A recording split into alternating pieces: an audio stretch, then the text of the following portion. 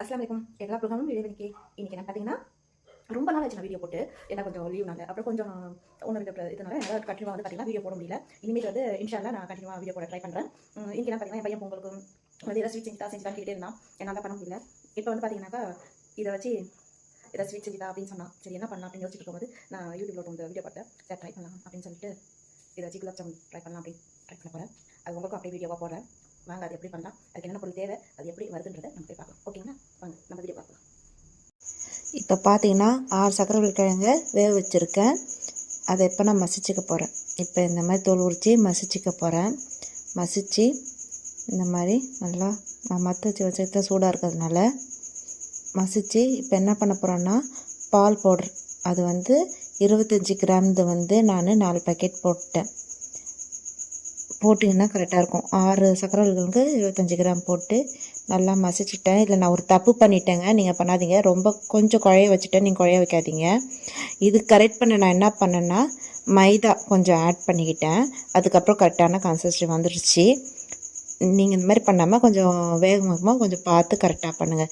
இட்லி குண்டானில் பண்ணுங்கள். நான் தான் கொஞ்சம் சோம்பேறிப்பட்டு குக்கரில் வச்சுட்டேன். இப்போ கொஞ்சம் மைதா ஆட் பண்ணுறேன்.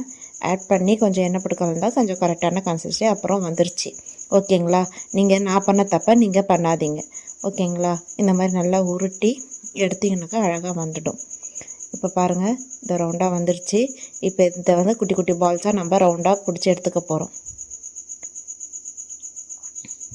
இப்போ சர்க்கரை பாவு ரெடி பண்ண போகிறோம். அது நான் ஒரு 3 கப்பு கிளாஸில் தண்ணி போட்டு இந்த மாதிரி பாவு எடுத்து வச்சுட்டேன்.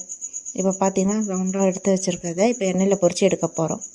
நான் நெய்யில் யூஸ் பண்ணிக்கலாம், கொஞ்சம் நெய்யும் கொஞ்சம் அதுவும் ஆட் பண்ணிக்கிட்டேன்.